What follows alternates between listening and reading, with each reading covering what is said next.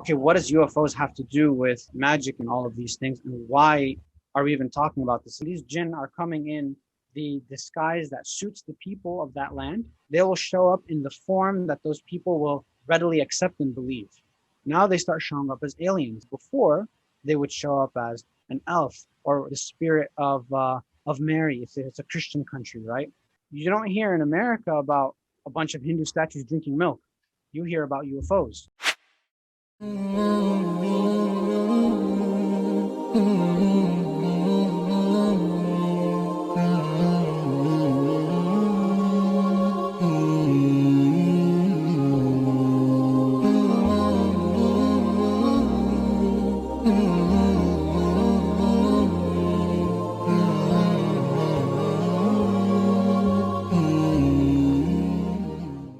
The Prophet ﷺ said, if mankind did not sin, Allah would destroy us all of mankind, and replace us with another civilization that does sin, just so we can repent and learn the value of Allah's mercy, subhanahu wa ta'ala.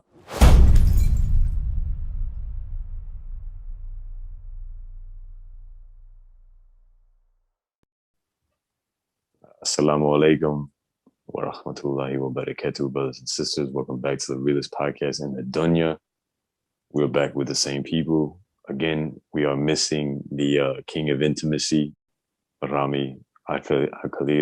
Listen, I said his last name wrong. If that's his last name, I don't know. That's not even his last name, bro. All right, bro. It is what it is. Listen. We love the brother. He's just not here. He's been extremely busy, but inshallah, we'll catch him in another EP. But for today's EP, we are continuing from the first one. A little bit more structure than the first video, but still, again, guys, don't expect too much structure. This is a conversation nonetheless, so you guys know how conversations roll.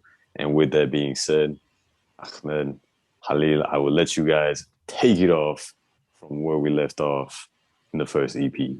So inshallah, in the last episode, I talked about Project Blue Book and what the results of Project Blue Book were. Before I do that, Brother Khalil wanted to mention a little bit about what the Quran says about magic so that people that are listening can have a bit of a background, inshallah. Okay, Bismillah. So I think what I wanted to look at was a couple ayahs in Surah Baqarah. Many of the mufassirin, so the scholars of tafsir, of the exegesis and explanation of the Quran, so the scholars who explain it, look at these ayahs and say this is perhaps where magic originated from. And it explains in these two ayahs. So the Quran says in ayah 101 of Surah Baqarah, which is the second chapter, وَلَمَّا جَاءَهُمْ رَسُولٌ مِّنْ عِنْدِ اللَّهِ مُصَدِّقًا لِمَا مَعَهُمْ نَبَذَ فَرِيقٌ مِّنَ الَّذِينَ أُوتُوا الْكِتَابَ كِتَابَ اللَّهِ وَرَاءَ ظُهُورِهِمْ كَأَنَّهُمْ لَا يَعْلَمُونَ. So when a messenger from Allah, i.e. Muhammad sallallahu alaihi wasallam, came to them to confirm what was already given to them, so they accepted that Muhammad sallallahu alaihi wasallam was true at the time of Muhammad, some of the Jews, but they still disbelieved. So then they threw the book that they had been given, the scripture of Allah, the Torah, behind their backs, as if they did not know. And then the next ayah, and it's long in Arabic, so I'll just do the English, is وَاتَّبَعُوا مَا تَتْلُو الشَّيَاطِينُ عَلَى مُلْكِ سُلَيْمَانَ. So they followed instead what the devils had recited to Sulaiman alayhi salam, who was a prophet, or Solomon, as is known in the biblical narrative, or in the biblical narrative. And then the ayah says, it was not Sulaiman who disbelieved. وَمَا كَفَرَ سُلَيْمَانَ وَلَكِنَّ الشَّيَاطِينَ كَفَرُوا. So what does this mean? It means that doing magic, one, is disbelief, is kufr, so it's a major, major sin. And the jinns were the ones who used to teach it. يُعَلِّمُونَ النَّاسَ السِّحْرَ. So the devils used to teach magic in the same as that which was revealed to the two angels in Babel. And Babel, or Babylon, is an ancient city, and it's said to be where magic originated from. So if you look at different strands of magic, you look at even horoscopes, if you look at where the origin is, it says Babylon, which is quite interesting. And that's in the secular science. In Islam, we also know a lot of magic originated from here. So these two angels used to teach people, but they didn't used to teach them unless they used to say, we are a fitna, فَلَا تَكْفُرْ. So we are a trial, don't disbelieve. So it's a clear warning. So the idea was magic is a test for people. it offers some sort of power, some sort of gain that they may be able to get. However, it's a major disease. It's a trial. Don't ever touch it. Stay away. If you do so, you're leaving the fold of Islam, whether that be Islam at the time of different prophets, of course, but it still applies to this day.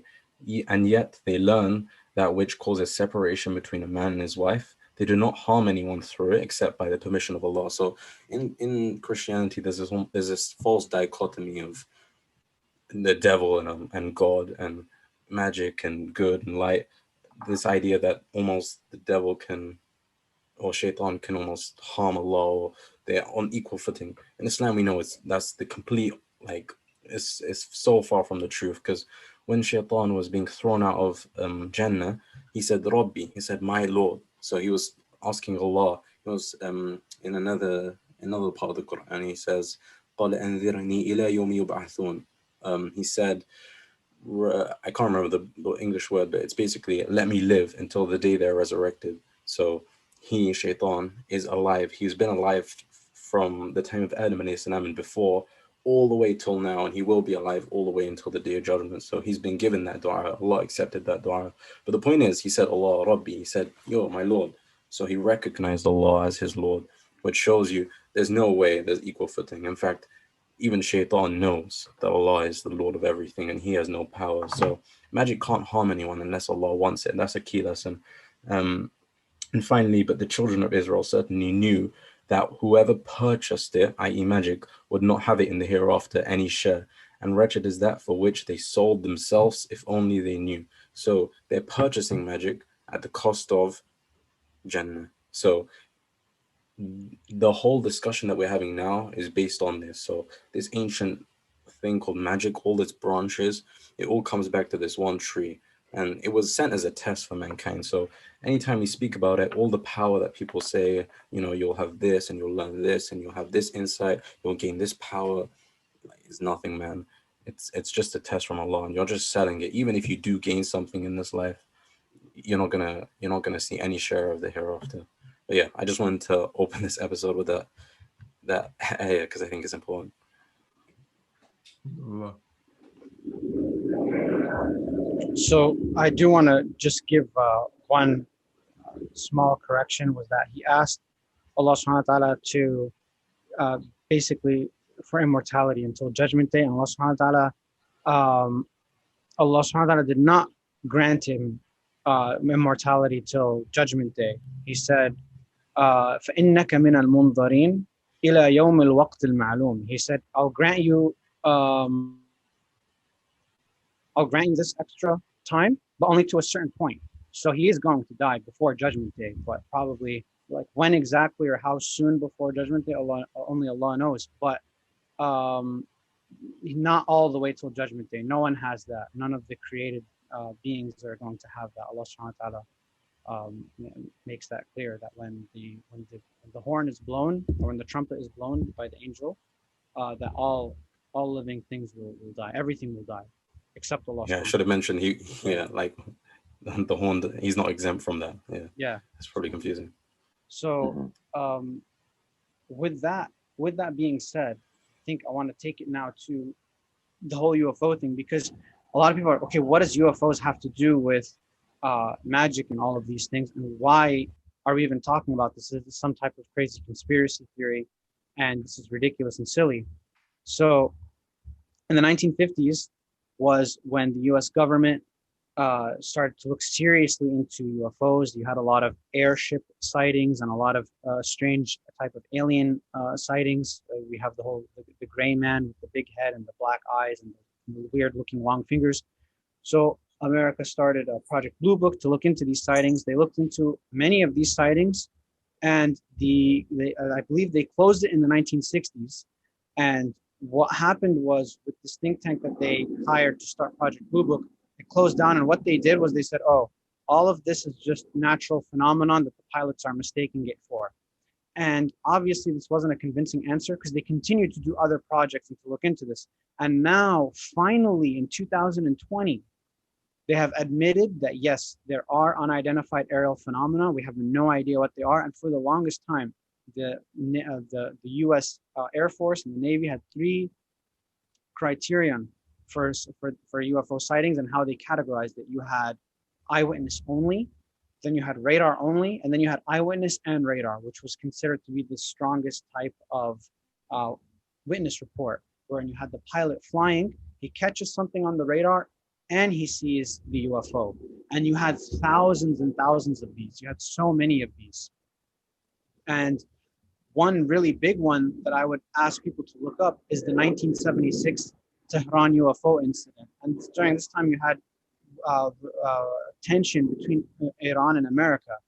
And what happened was they intercepted, or they saw a very fast moving object in the sky. The Iranians did.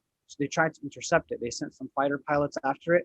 And this thing, whatever it was, flew around the planes very quickly. It shut off their engines, so the people couldn't fly, so the pilots couldn't fly correctly, and they were not able to open fire on it. They were not able to catch it, right?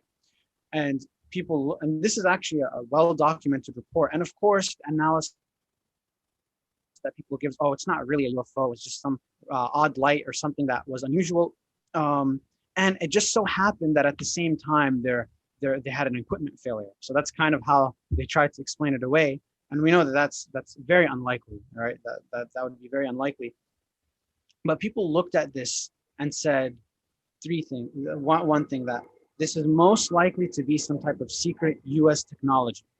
That's most likely what it is, that perhaps there's some secret branch of the government or military that is developing this technology, because the design of the flying saucer was first seen during Hitler's time. The Nazis were experimenting with that, so they were like, okay, this might be some very high, some very advanced technology that only the U.S. military has, because only the U.S. military is capable of such advanced technology, and other people in the U.S. military don't know about it. The other theory was that this is extraterrestrial, right? It's coming from another planet. And then you had a third theory based on all of the sightings, which was called ultra-terrestrial hypothesis. So you had CNES, which was the French space agency, also has an ongoing UFO research group. The difference with France, however, is because France is a smaller country, UFO occurrences and sightings happen to a lot of people in high levels of government. So they took the UFO incidents much more seriously. Right now, you have one of the main people who's also a respected scientist, worked with NASA, works in the CNES, is a computer scientist. He's even in certain TED Talks as well. So he's not some type of crackpot theorist. He's actually considered to be respected in the normal scientific community, and that's Jacques Vallée. And he is a serious UFOologist. He was the one who came up with the ultra-terrestrial hypothesis, which was basically that this could not be explained by extraterrestrials coming from outside of the planet, right? Because just the vast number of sightings and the way that the sightings are operating shows that there's something against that. And he brings some evidences of that. And you have other authors too who subscribe to this theory, such as John Keel, who wrote the book Operation Trojan Horse. And in these books, what they're talking about basically is that certain things that these aliens want, such as, for example, you have abduction reports of people having sex with the aliens, or aliens taking samples of human skin to get their DNA or their biology. If this is really an advanced civilization from another planet, these are very inefficient ways to get DNA, to get biological samples, to get sperm. They could easily get what they need from a sperm bank, and no one would know with the technology that they have, if that was actually the technology that they had. If they actually had this type of technology of transporting from place to place so quickly, abducting people, beaming them up into the air, then they don't need to do these things to get what they're trying to get. That was one theory. Also, the vast number of theories means that if we look at these thousands and thousands of sightings, and the fact that each little aircraft looks different, then they're thinking that there's some planet far away where they're just sending thousands and thousands of random aircraft, and somehow we haven't spotted them. So they're like, this is also very far-fetched. You also had an incident where someone had an abduction report, and he said that he saw a star map, right? And this was one of the big one of the bigger UFO abduction cases that gained media attention. So I think it was the woman said that she saw a star map, right? And someone tried to map out the star map. And again, Jake Savile and these authors that look deeper into these, they're like, first of all, the star map doesn't make sense because it's from the point of view of a human being looking at it from Earth. So there's clearly some type of deception. It's not a star map that someone from another planet is using, because you can't use this type of star map. And the star map is, again, from the point of view of someone from Earth looking at the map. So that points more into the direction that these are what they call ultra-terrestrials. They live on Earth, but we can't see them. And even though they're not Muslim and they may not have studied Jinn, or maybe they have, they came very close to a theory that said that they must be made out of some type of energy, or this must be some type of energy-based intelligence. You had the UFO would transform into a cloud of smoke. You had the UFO would break down into other little machines. You would have two people getting abducted by the same UFO, but they both experienced something totally different. You had people see a UFO that looks circular, well, then when they take a picture and the picture comes out, the UFO is shaped like a star. So again, their eyes didn't register what they actually saw, or the UFO shifted its shape right before the picture was taken, right? So you have all of these things, and then you have many different people that had that went through UFO sightings, said, I feel like these UFOs were living creatures. They weren't machines. The way that they acted was as if it was a living being that had intelligence and knew what it was doing. So Jake Savile and these other people, these other researchers and ufologists noted this, and they said, look, the extraterrestrial hypothesis might sound nice because it fits with our atheist modernist concept of science fiction. But if we look at the evidence, there's something deeper going on. So he had a groundbreaking book that he published in early 1960s, I believe, in 1970s. It was called Passport to Magonia. And he goes over about 1,000 close encounters and documents the similarities across cultures and across time to come to a conclusion on this. And his belief was that UFO sightings, ghost sightings, angel sightings, demon sightings are all part of the exact same phenomenon that manifests itself differently according to time and place. So I'm going to pause real quick. Does anyone have any questions before I keep going on? Keep going. All right. So he had another book where he called Messengers of Deception. He wrote a book called Messengers of Deception. And in that book, so Passport to Magonia was looking at close encounters and abduction reports, right? Messengers of Deception was looking at alien contactee reports. So people that were saying that we were contacted by aliens and we have a message from them, right? So he shows his distrust of these entities by examining the cults that worship them and the people that said that they were contacted by aliens. So he notes the fact that the contactees become fanatics that believe in factually incorrect information that is easily proven false. Something like, for example, the aliens come to a group and they say, oh, the world is going to end on this day, and nothing happens. The world does not end on this day. And instead of the people saying, maybe these entities lied to us, or maybe these entities don't exist, they say, no, these entities exist. We still believe in them 100%.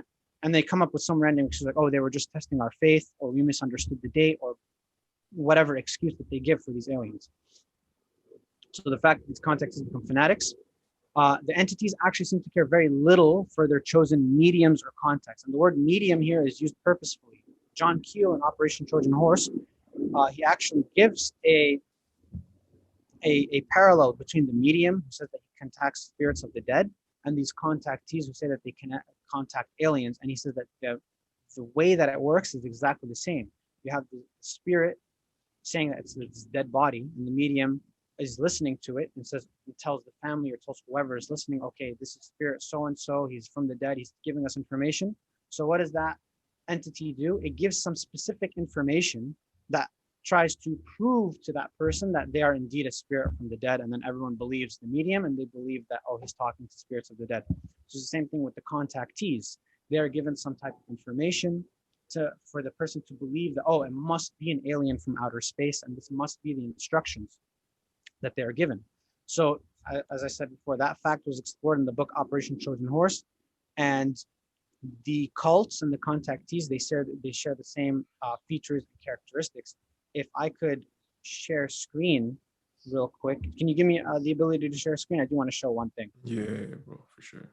Now let me know when I can. Can I? Yeah, just gonna make you Okay. host. says I'm disabled right now. Your host. Oh, Anghel, I think you'd have to do it. No, you could do it now. No, Okay. your host now. You could do All it. right, cool. So you see this? This was an Operation Trojan Horse. So this is the dotted lines represent I don't know how to pronounce this word. Poltergeist. Poltergeist. Thank you. Okay. All right, poltergeist. Edit that out, guys. I'm just kidding. Poltergeist. So these basically ghost sightings and supernatural sightings, and the heavy line, the thick black line, represents UFO reports. So you see, as we have an increase in UFO reports, we have basically superimposed same amount for alien report for ghost sightings. So they're saying, look, why is it that when there's more UFO sightings, there's also more alien sightings? And they basically, this is one and the same thing, because the pattern is basically the same. I'll stop sharing screen now. The pattern is basically the same. You have an alien comes down in either in a UFO, or the person is beamed up, as with the DMT experience. They feel like they're shot out of their body, and then the aliens have a message to give them. And inshallah, when we go over the DMT studies, we'll see that there was a study, and inshallah, Brother Khalid will go over that study, where someone went through thousands of people's experiences, and he did a survey of them, and he broke down all of the messages that the DMT entities gave to those people. And you'll also see that those messages are very similar to the aliens' messages and follow the same pattern. So you have they're giving a message. Usually it's something about telling the human being will evolve to a higher level of consciousness, which is basically the same thing as saying that you're going to be a god. And you have the same thing with the DMT or yoga as well, or any of these new age philosophies wherein, oh, you're going to obliterate yourself and you're going to become one with God. Or the alien version of that is you're going to evolve from matter to become an energy human being. You're going to leave behind your physical carbon body or whatever, some random thing that is not going to happen, but it makes the person feel like they've been chosen, right? Another thing was making a contract or a deal or an exchange of gifts. So the alien would give something or would ask a human being for something very random, like water or a piece of food that they might not even use. And then the alien gives them something in return. You have sexual contact, where either it's forced or the aliens expect, okay, look, you're going to have sex with this alien woman. And that happens a lot in the abductee reports. And this is also what makes authors like Jake Spillane and John Keel and all of these other authors say, look, this is the same thing as people when they got kidnapped by fairies or kidnapped by elves. It was pretty much the exact same thing, the exact same pattern. The form or the outer appearance was different, an alien versus an elf, but it was actually very similar, whether it was or a spirit of the dead, right? Whatever that person thought it was, the pattern was the same, right? Sometimes even in religious sightings, you will have someone saying, oh, I saw the spirit of Mary. And it's not Mary, because the Marys each time look very different from each other.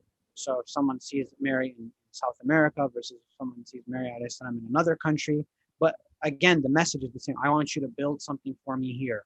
I will give you this thing and we'll have an exchange of gifts. Possession or spiritual attack. This is a big one, because how is it that an alien abduction report makes it feel that way? But you have people that say, so for example, you have a medium or a ghost or an entity talking to someone, and what does the person do? They write down what the alien is saying, or they speak through, and the alien is speaking through them. And generally speaking, when we think of stuff like that, we think of ghosts, we think of demons, we think of jinn. But no, this also happens with aliens. People say, oh, the alien is speaking through me, or they're speaking through me. So how is it, if it's from another planet, that they can do that, when that's very much closer to what we see as spiritual attacks, right? Bright lights, feeling of paralysis, telepathic communication. When I say telepathic communication, I don't mean they can start doing telepathy with human beings. I mean that telepathic communication in the sense that they think that they're telepathically communicating with the alien. So you have the same thing when people are doing DMT or astral projection, telepathic communication with whatever that entity is. If they think they saw a god or a goddess, if they think they saw a spirit of the dead, if they think they saw an elf, whatever they thought they saw, it followed the same thing. The beings lie about their nature. And this was another really, really big one for people who are in intelligence agencies looking at these alien and abduction reports. Are like, yo, these creatures can't be trusted. One time they say they're from Mars. Another time they say they're from some random solar system, from another planet, from another galaxy. Another time they say, oh, they're actually planets behind the sun, by the way. We're from those planets behind the sun. So every time there's a UFO abduction report, it's always, the aliens always change up their story about where they come from and what planet they're from, right? So they're like, okay, either there's thousands of other aliens from thousands of other planets sending UFO spacecraft to us, or it's something here on Earth. And that's the conclusion that many of these researchers came to when they look at the evidence. And here's another one, giving some hidden info, such as where a lost item is found or an intimate detail of the person that nobody else knows about. This is, again, a case of Jinn attack. A lot of people know who have had experiences with Jinn know that this is one of the things that magicians do to try and trick the person to gain their trust. You have the aliens do the same thing. They say, oh, we know this about your life, or we know this about where your lost object is. And that happens in ghost reports, in alien sightings, in fairies, whatever it is that the spirit or being says that it is, if it says it's the spirit or not, it's the same exact pattern. So when these authors know all of these things, they say that there is no way that this is from outer space. This is all part of the same phenomenon. And inshallah, if you guys can edit this in, the cover of Passport to Magonia is basically an alien holding up different masks. Do you wanna just show that with a screen share? Yeah, sure. Let me see if I have it. Yeah, go for it, bro. Sure. So, and I recommend people to look at these books because, again, these are non-Muslims, and some of them don't even believe in religions, and they're coming to these conclusions all on their own. So let me see if I can show you guys this real quick. Sorry, my computer. Yeah, no worries, bro. If not, we'll just tell our editor to put it in. No, I got you. It's gonna show up right now. It's literally the first thing that you see. So I'll share screen once more. I'm not trying to break the flow here. So if I zoom in, the cover says it all. And throughout the book, he's trying to prove this, that they're all one and the same, right? So anyways, moving on, let's look at the strange messages that they give, right? So if we look at these messages that the creatures give, love is the answer to everything. People should eliminate culture and money. You are chosen and you are special. You will evolve to a higher level. Or sometimes the alien even says that they are messengers of God or that they should be worshipped, right? People have this experience on DMT when they meet DMT entities. People also have this experience with yoga and with new age practices and meditative practices where they say that they've been obliterated and there is no moral right or wrong, right? Love is the answer to everything is the same thing as saying there's no morals, there's no right or there's no right or wrong. The yoga and the Hindu gurus will also say that, everything is an illusion. It's all, these paths all lead to the same thing. So there's no real divine law. It's just whatever you feel is right. People should eliminate. Sorry, bro, I don't want to cut you off or interrupt, but I think it's interesting to jump in. You mentioned like Hinduism and stuff, and we were speaking earlier, like if you look at the actual depictions of these Hindu entities, and then you look at depictions of what people say aliens or even like psychedelic DMT entities and stuff like that look like, it's like mirror images with many heads and all these arms, and in all these different cultures, wherever they seem to manifest, they are always like these common traits. So they always have like these weird facial features, or it's just the big dark eyes and so forth. I want to hop on what you're saying, because what these authors are noting, they're like, why now are they coming as aliens? And they note that in the book Messengers of Deception, right, which the book says it all, how these authors feel about these aliens. So they're a little less fanatic about the whole aliens thing, and they want to look at this from a rational point of view. They noticed that in the 1950s and in the 1940s, as Western society started moving towards, more towards atheism, towards materialism, then what do these jinn show up as? Now they start showing up as aliens, and the big-brained green or gray skinned figure with no hair, whereas before they would show up as an elf, or they'd show up as the spirit of Mary if it's a Christian country, right? So whatever that country is, or whatever that area is, they will show up in the form that those people will readily accept and believe. So that's why he calls them messengers of deception, right? So now we have aliens. One of the other messages, when we look at, I want to break down each message. People should eliminate culture and money. What does that mean? It's the same thing as this utopian vision or communism where no one owns anything. Everything is owned by all of us. There's no family. So yeah, it might seem nice on the surface, but it's actually very evil. No individual choice, no family, no people that I love, or love is the answer to everything. And that's the same thing that the pedophiles say, right? Love knows no borders. And many people use something that sounds good on the outside, but when we look deeper into it, it's very counter to a productive society. Aliens telling people you are chosen or you are special. And again, this is breeding superiority and racism. Oh, you are the chosen one. Same thing with these yoga masters. You know, people go bow down to their feet and kiss their feet. Because why? Because he's chosen and special. He's reached enlightenment. I'm just a nobody trying to reach enlightenment with him. You will evolve to a higher level.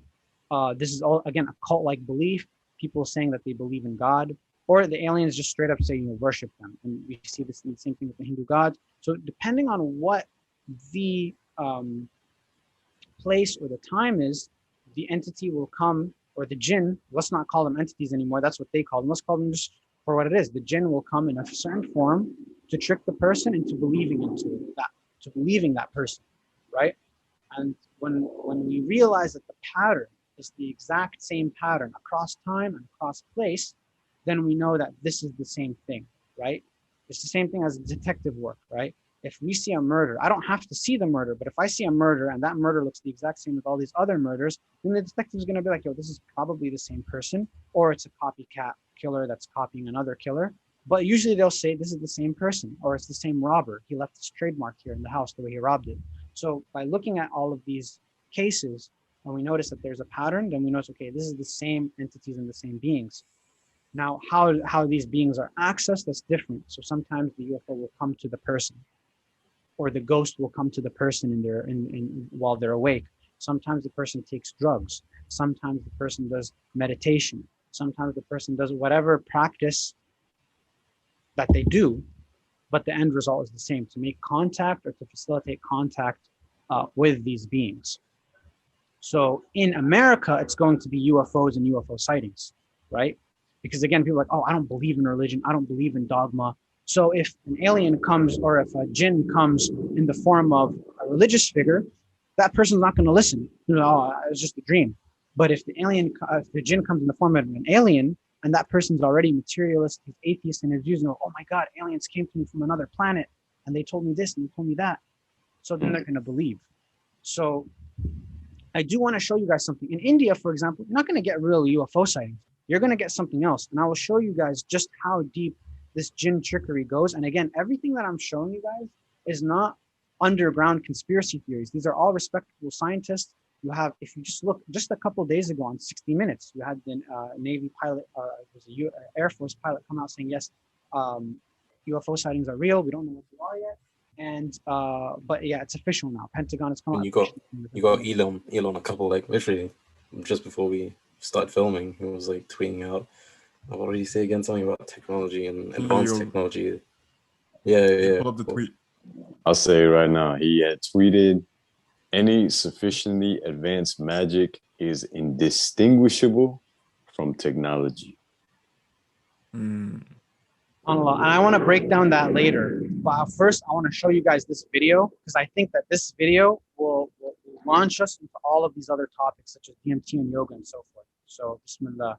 I'm going to share screen one more time.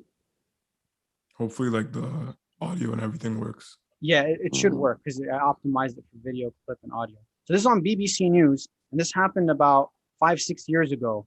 And it was a really big deal, but it didn't catch fire in the Western world. Like no one really watched this or cared about this, right? So this happened more than once, by the way, but this was in September 1995.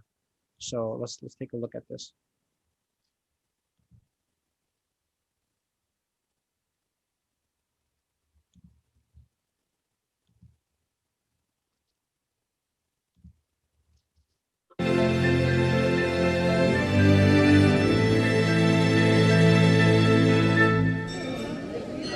Crowds mobbed temples all over India to see Ganesh, the elephant god credited with bringing prosperity, drinking milk.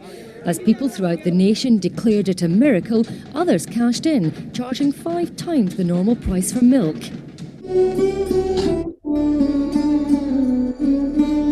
जिस दिन भगवान गणपति ने दूध पिया उस दिन ऐसे लग रहा था जैसे कोई विशेष दिवाली का या होली का त्योहार सा हो।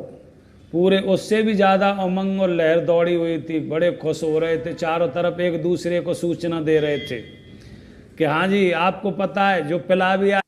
So guys, I don't want to waste everybody's time, but ultimately ultimately what happens if you go online, I just wanted to show you that BBC clip, and they didn't show it that accurately, but you can actually look it up, that they put spoons of milk to the statue and the milk would start disappearing.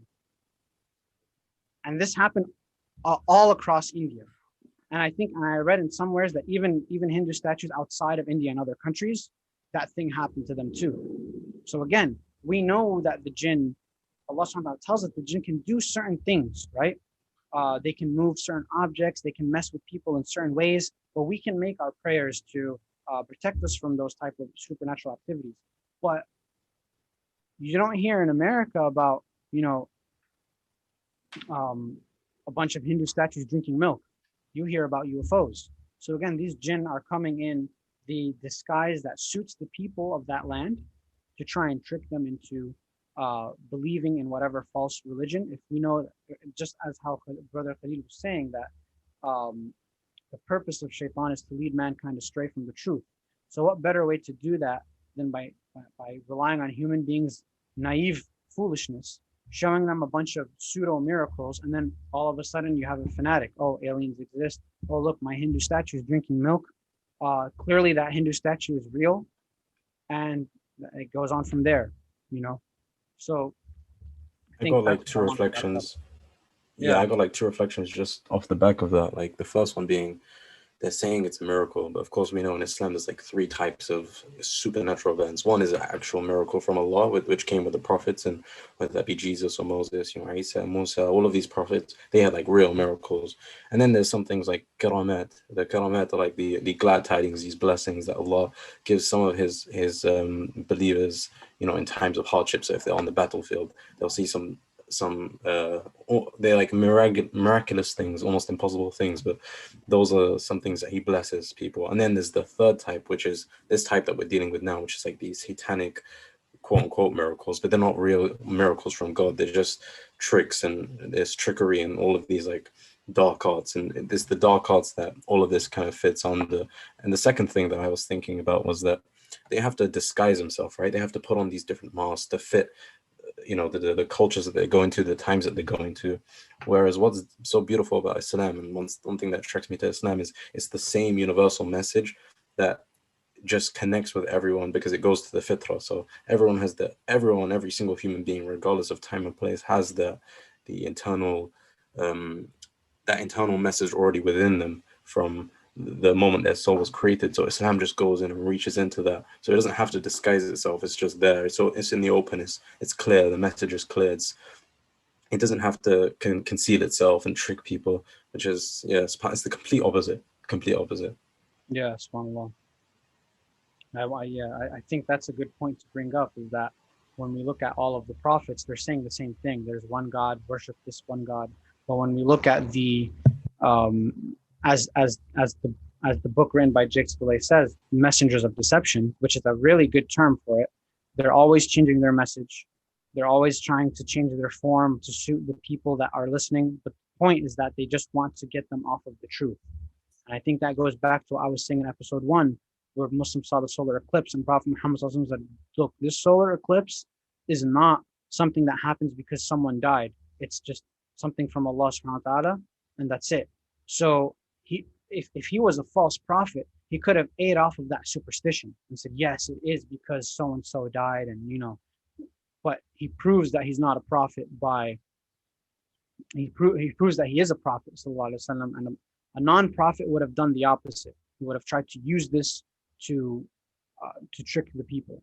right? But Prophet Muhammad, because he is a prophet, saying, no, this is not something that happens because someone died. He's trying to move people away from superstitious beliefs. And this has always been what the prophets have tried to do, to get people away from superstitious beliefs, inshallah. So with that being said, we have on our YouTube channel entire video on the DMT thing, where we bring in different sources, where I share my screen a lot more. I don't want to do it here because it's going to take way too long to share different screens and share different pictures, but it is official now. Pentagon has admitted to the whole UFO phenomenon, and this is just recently.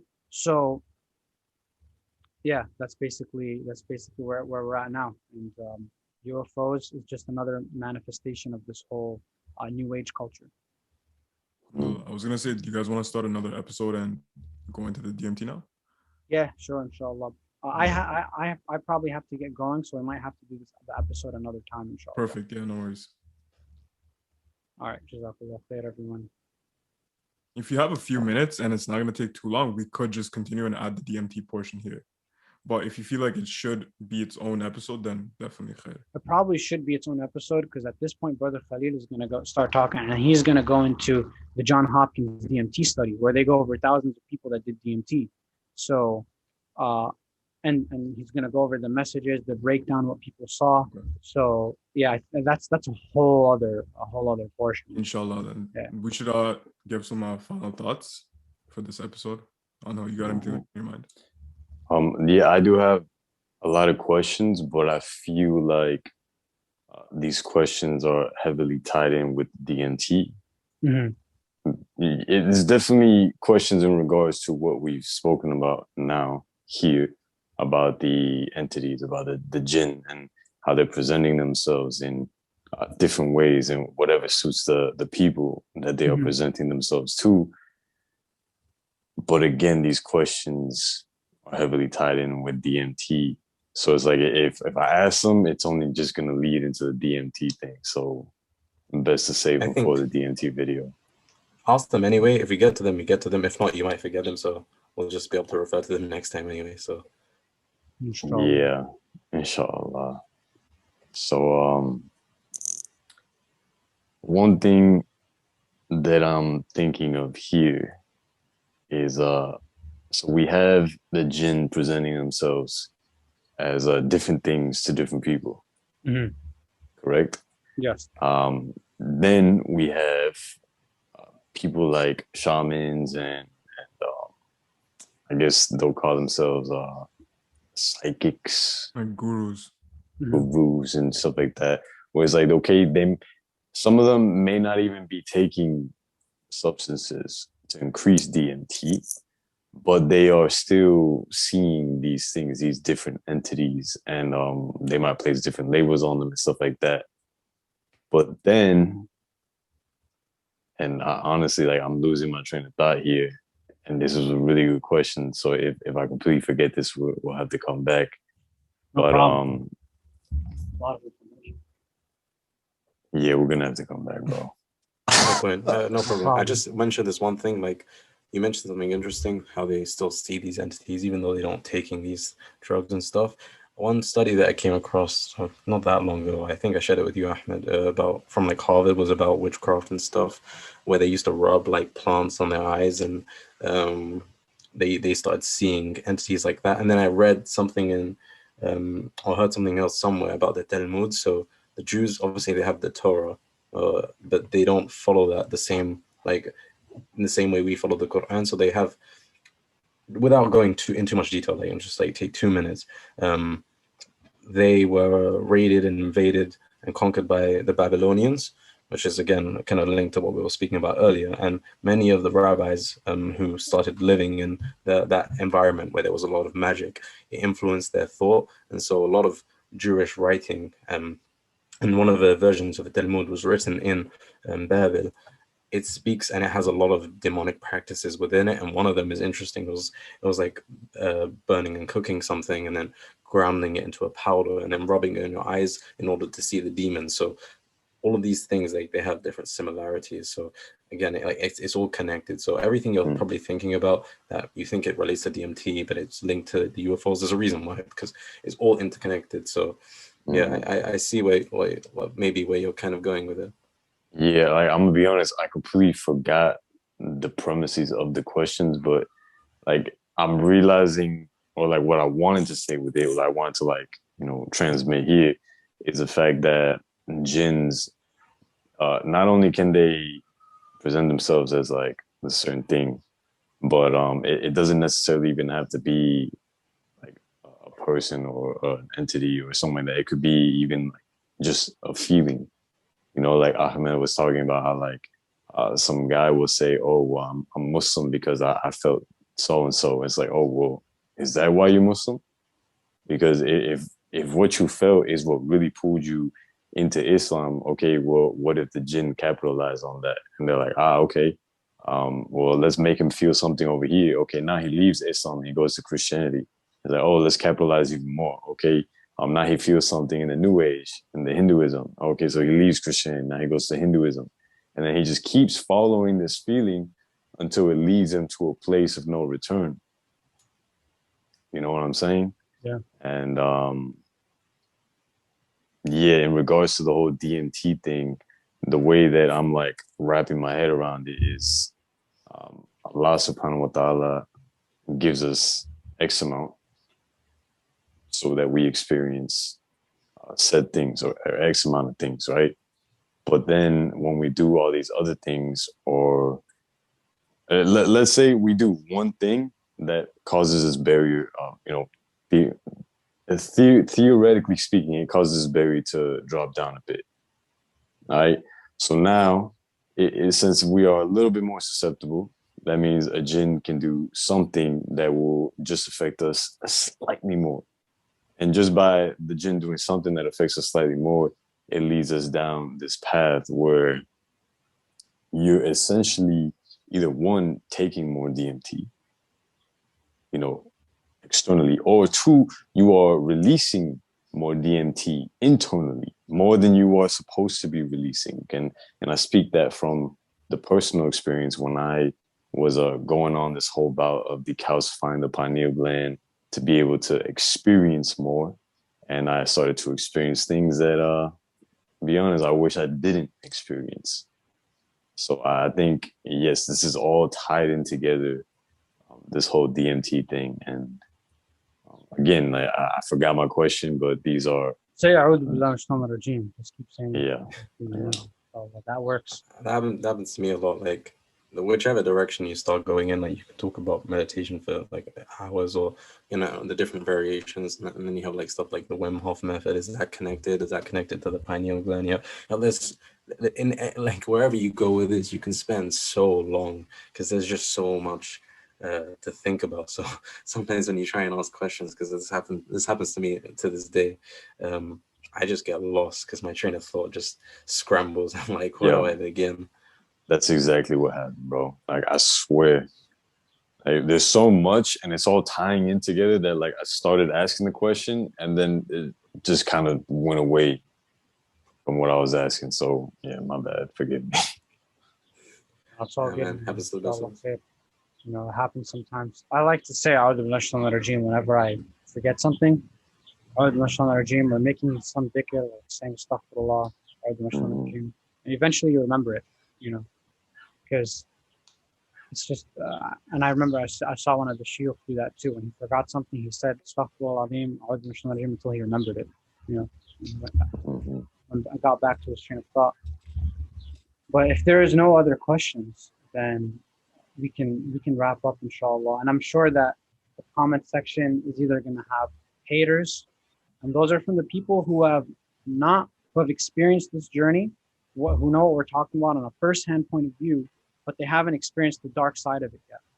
Or if they have experienced the dark side, they're just explaining it away. Like, no, but that's not really what it is. It's just an integration of your shadow into your blah blah blah. And it doesn't create any issues. It just brings out the real you.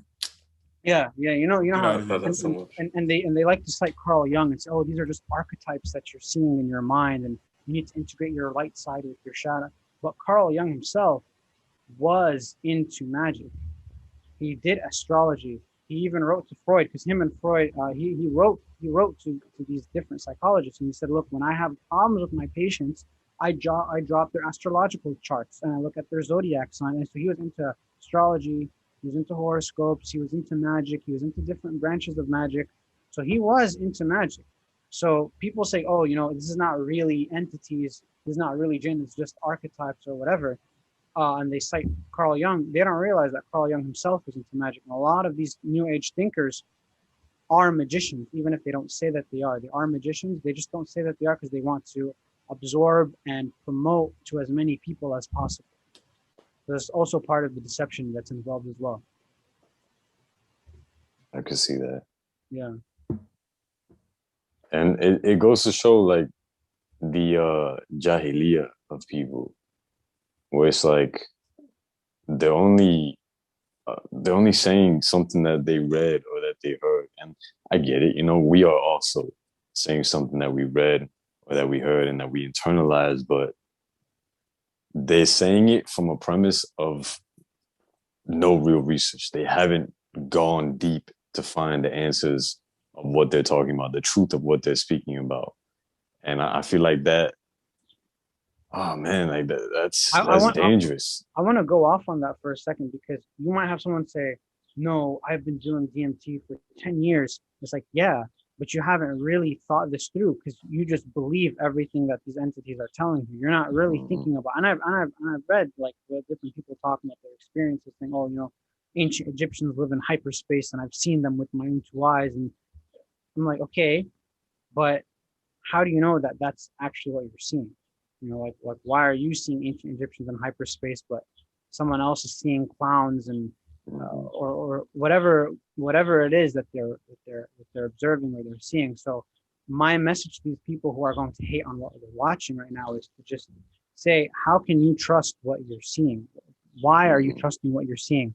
If someone says, oh, it's because of the feeling and the ecstasy, well, my response to that is, how many people do you know or do we know who've fallen in love with the wrong type of girl?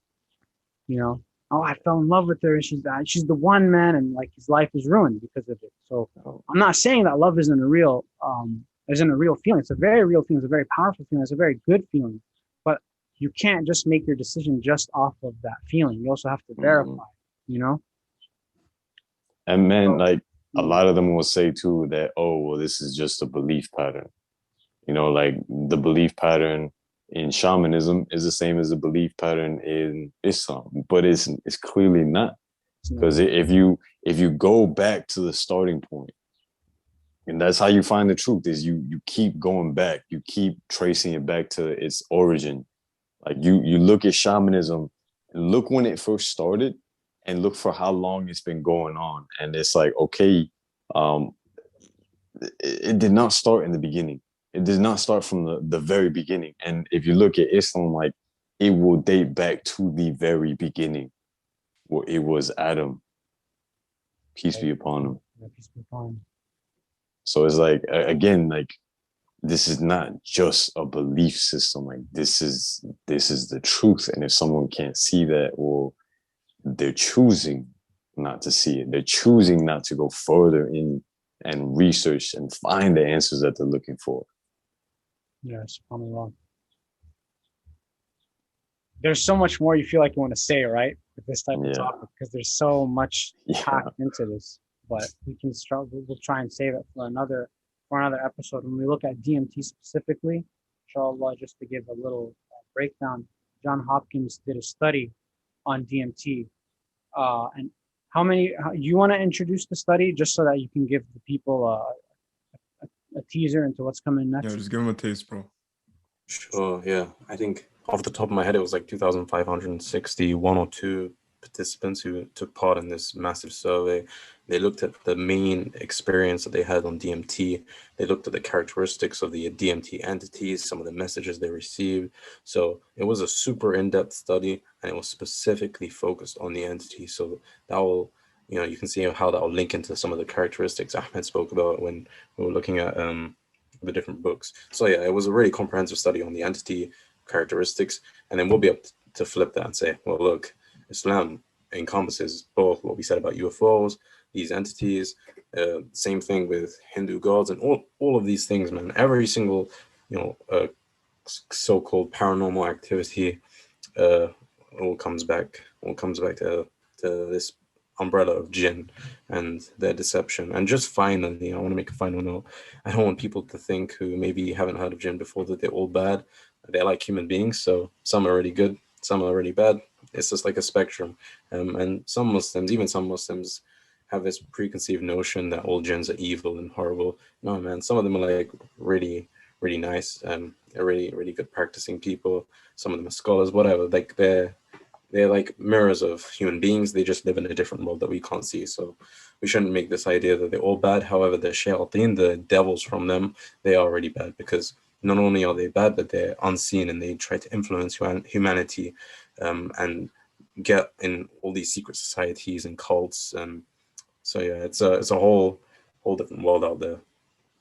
And that's where I feel like some people get it twisted when they say like, oh, well, there's good jinn, then why not communicate with them? But it's like, dude, we do not know the unseen. We cannot know if what we are interacting with is actually good or not. We might feel that it's good, but like Ahmed was saying, it starts with good. It starts with something good, and then it'll lead you to something bad. And we were saying this off the record, bro. Yeah. Whereas like you take a psychedelic, or you do this specific practice, and it gives you that good initial feeling at first, but it's like where it takes you, bro, is not where you want to go. And bro, I will plug in the whole Sadhguru experience here. Do we have time? Should I do this? We got time, bro. Let me say something real quick, just to add your point, that jinn are told not to communicate with us and possess us in the first place. So the fact that they're already doing that, they're possessing you, they're probably not a Muslim good jinn. Yeah, it's already a red flag. Yeah, go on, bro. Yo, bro. So yoga, all right, yoga. When I was in I want to say like 2017, 2018, closing in on 2019, my fiance and I had split. So I was going through a period where I was just kind of lost, trying to find some meaning and do something with my life. And the roommate that I had at the time, he's still a friend of mine, but at the time, like, we were very close, and he's Hindu. So he's very practicing of the Hinduism, spiritual practice, because it's not even a religion. If you look into it, it's not even a religion. And he started showing me more about yoga and like the different forms of yoga. And I'm not going to lie to you, like when I first started doing these different forms of yoga, I started to experience these different things. And I was like, oh, wow, like that's beautiful. You know, like it didn't give me any lasting clarity, any lasting peace, any knowledge or anything like that. It was just feelings. But I started going deeper into it, and we found this, or he was onto this guru named Sadhguru, which anyone can look him up on YouTube. Guy's there. He's popping in terms of the Hinduism field. And the crazy thing is, he doesn't even classify himself as a Hindu, but he's clearly a Hindu with the way that he practices and the things that he does and the way he speaks, right? So long story short, I started watching a whole bunch of this guy's videos, and I almost started taking things that he says as the truth and nothing but the truth. And he had this program that he was running called Inner Engineering. I think he's still running it, by the way. He was doing the actual convention in Dallas, Texas, and me and my boy ended up booking a flight and going to this convention. And during this convention, let me just preface this by saying the first day, he was just repeating stuff that he had said on YouTube. So the first day, I was just like, bro, are you serious? Like, is this all we're going to hear? Just the same stuff that he's saying on YouTube. And I was falling asleep. Everybody was falling asleep. Then the second day, he's like, all right, we're going to show you the practice now. I'm like, all right, cool, finally. Like, you made us wait an entire day for this. Like, it better be good. And as he's showing us his practice, which is very weird as well, like there's all these weird movements that you have to do.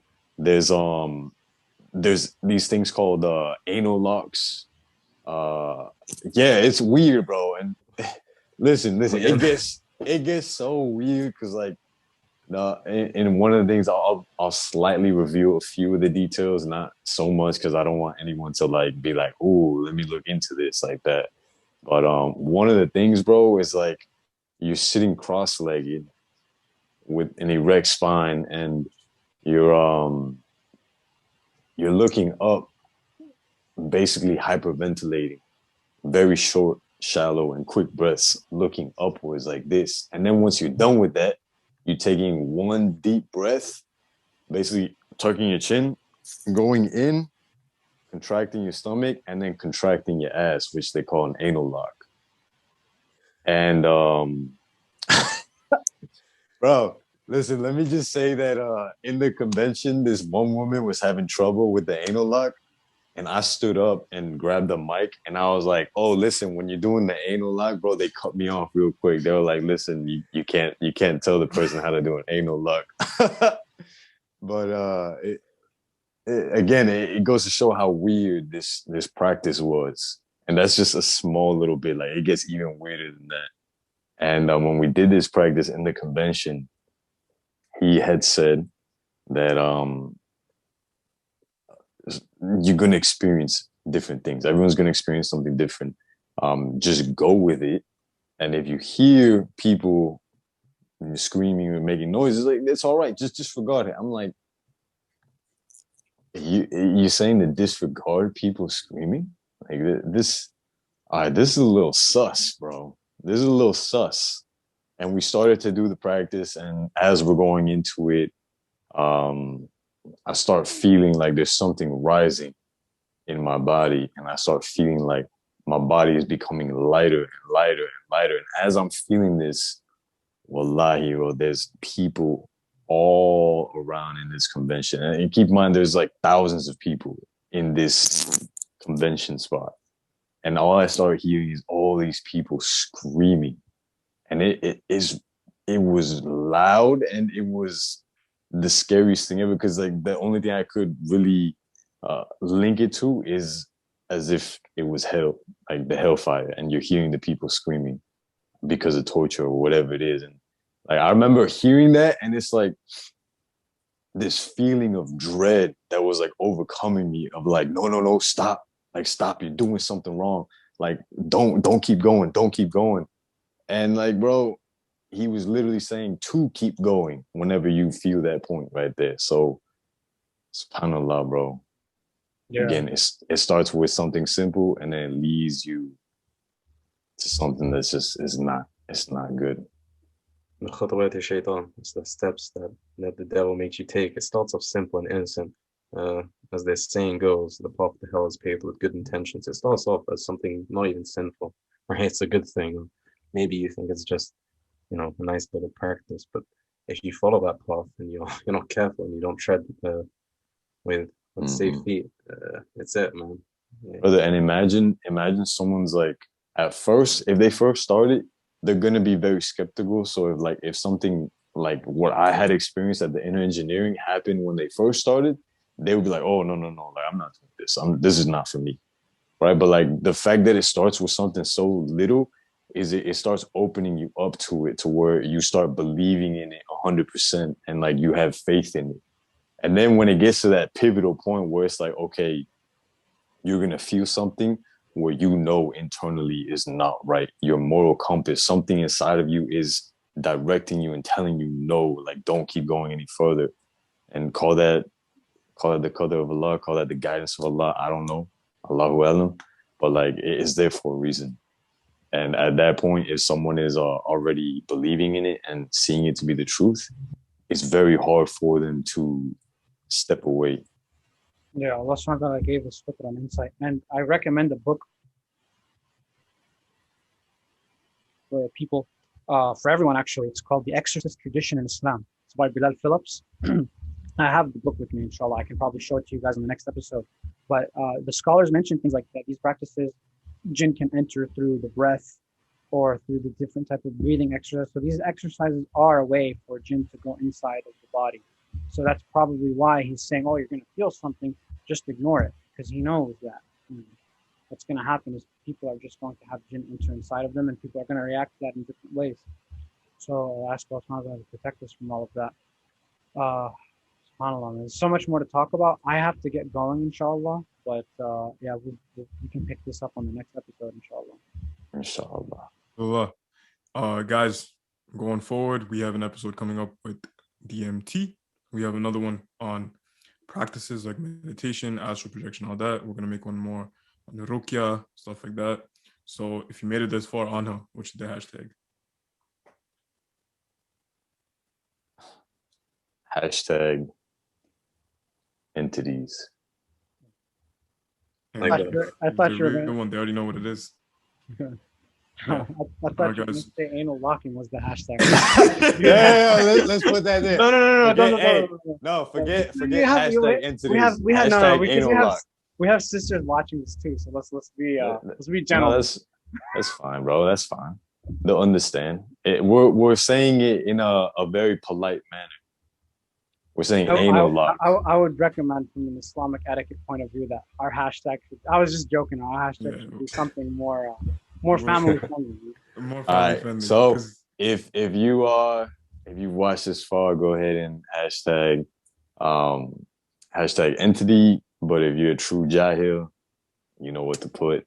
It's on y'all if you put that. It's not on us. We are not telling you guys and advising you to put that. But yes. I'll see you guys in the next one, inshallah. Thank you guys for being here. Assalamu alaikum wa rahmatullahi wa barakatuh. The Prophet ﷺ said, if mankind did not sin, Allah would destroy us all of mankind, and replace us with another civilization that does sin, just so we can repent and learn the value of Allah's mercy. Subhanahu wa ta'ala. Mm-hmm.